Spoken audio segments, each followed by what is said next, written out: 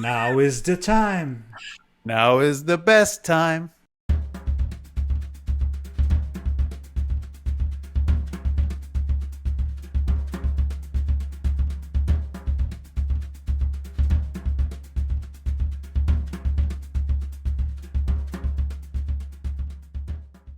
It's our top three, but we're talking about the top three mistakes when experiencing Walt Disney World. And buddies, one thing that I like to just remember, you guys, that I will try to bring the perspective also for the international travelers. Eating repetitive counter service without trying new things. So this one hit my list because you hear a lot about people, at least I do, that end up eating a lot of the comment is always Disney's counter service is always burgers and fries, which is not really true if you take the time to kind of look for some more options ahead of time.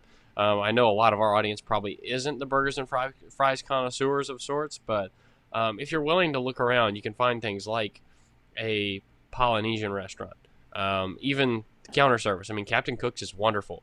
On top of that, you also have things like Satuli Canteen, or you have Flame Tree Barbecue, or things that you can avoid like pizza or burgers and fries and that kind of stuff. And a lot of people just don't take the time to look for them.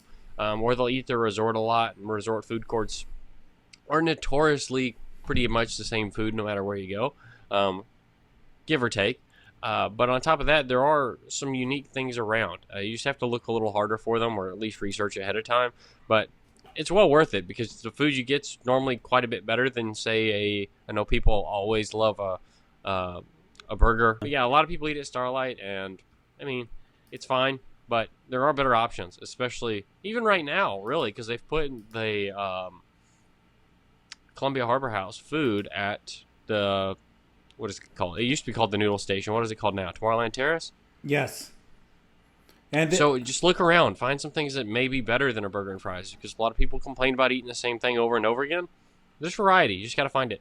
Okay, let's go to my third pick, and I will be talking about food also. And the whole idea here, and that's something that I always repeat to our, particularly to the international audience, because sometimes they have some. It's not that they have food restrictions, but they sometimes, I will not even say that they're too picky, but sometimes they want to find the specific things that they really like to eat. And one of the biggest mistakes is no advanced dining reservation planning. And the whole thing is that you need to spend a little bit of time just taking a look where you're going. We charge the options, and that's the good thing about Disney is that you have so many options, not only inside the parks, but even in Disney Springs and in all the resorts.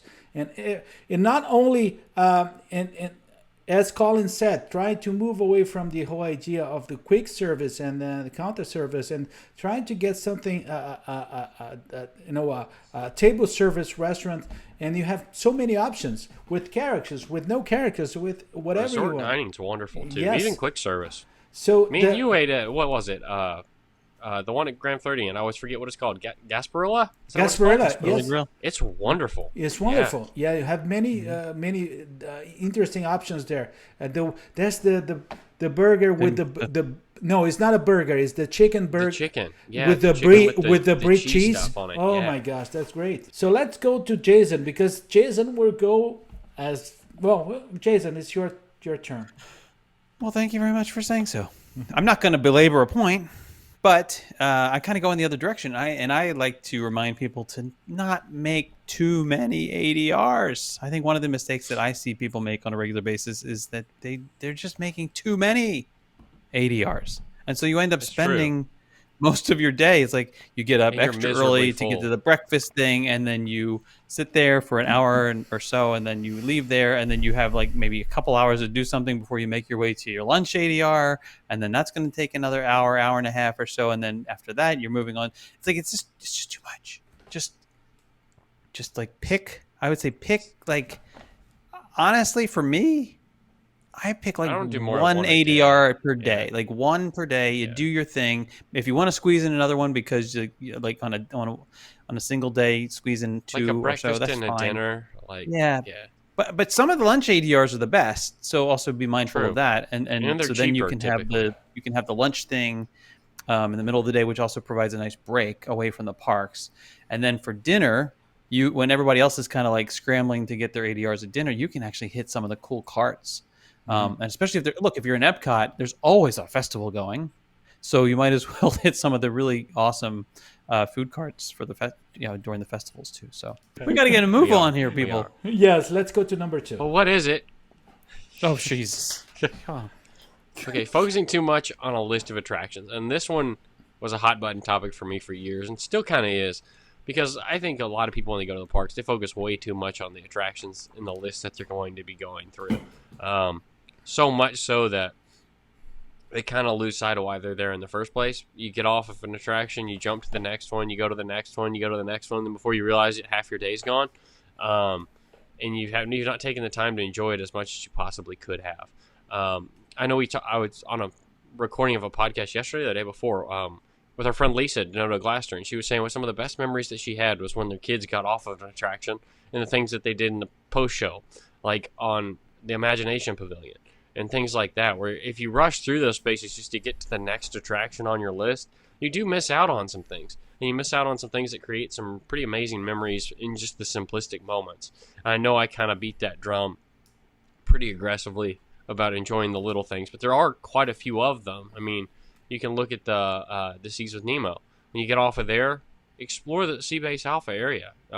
Explore the tanks. Just have some fun. Talk to some of the cast members there that are a wealth of information. If you don't take the time for that, a lot of times you miss out on a lot of things. So don't be too caught up in trying to do every attraction every day of your trip, or trying to do multiple things or multiple attractions over and over again just because they're your favorites. Enjoy the little things of the experience as well. Okay, let's go to my second one, and I hope that I'm using the right term here. Excuse the Brazilian. I just I hope that I'm not doing anything wrong with This it. could be bad. I already showed that to you guys. You didn't mention anything, so I think I'm okay. But the whole thing is that Commando Day without a break or a rest. So the Commando Day is when you go from the park opening to the park end. That's not what I thought it was. Okay, so that I think that for you to enjoy the best times in the parks and the day is that which are early in the morning and late afternoon or evening. It's a break or something in the middle for you to rest or to break from the parks. It's always recommended. Particularly if you're traveling in a large family, with you have little kids and you have elderly folks with you. I think that break is always recommended, and it is one of my advices to everybody. That's why I recommend, if you're focusing on a Disney trip, that is Disney is the main thing that you're coming to Orlando, so stay in a Disney resort, because that will make things easy for those breaks and for those quality times. But it should be. But number 2 is not place for that. It's not setting enough time, not setting aside enough time to relax and just explore the resorts and just take it all in. And I saw Chrissy had a comment earlier where she said we were talking about making too many ADRs, and she mentioned that they discovered that their family liked to go back and swim in the evening. And I think that's you got to figure out, why am I on vacation, right? Like some people need they kind of need to get away from monotony and get into the excitement and the rope dropping and all that stuff, right? But even people who kind of crave that level of adventure and burning, well, I don't want to jump to number 1, but you need to also dial in the time to relax, because and hopefully we've seen this in all the things that we've presented and the lunch breaks and stuff.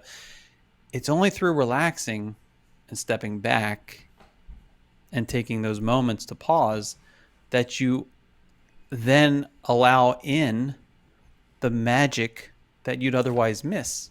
As our friend John in the UK has said, it's important to just sit and let the magic come to you. sometimes, and there's great wisdom in that. Not taking the fastest way to the park, and yeah, finding that bench to sit on and just relax, Bench? and a bench or swing, yeah, and in the shade preferably, next to Carlos, of course, if you can arrange It it. is.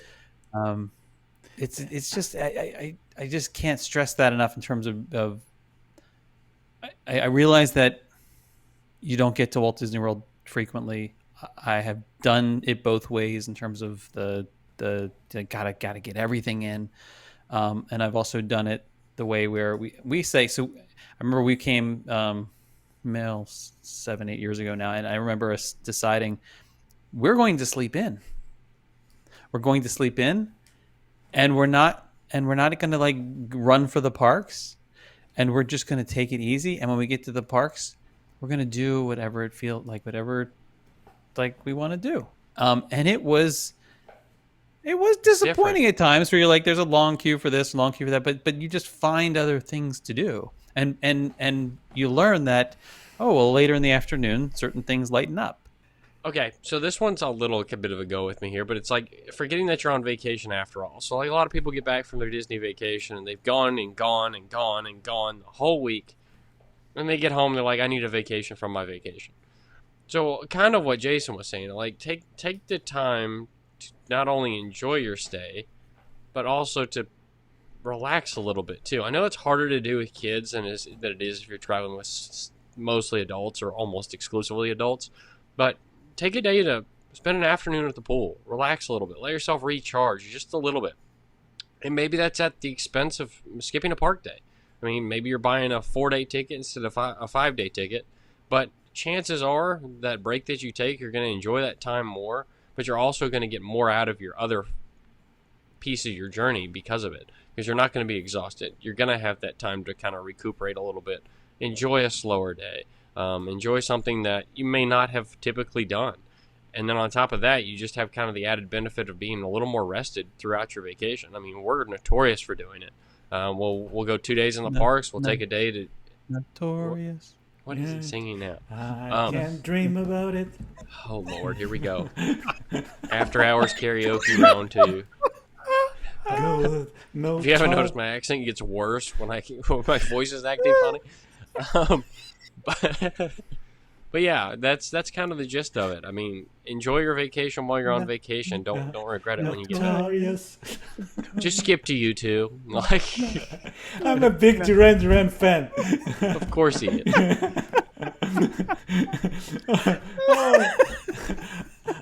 My number one, again, I tried to picture myself talking with our international audience, and the audience that can spend a little bit more time here than 15 days. Our domestic audience. So, and one thing that I would like to remind, and it's not Disney related, enjoy Florida.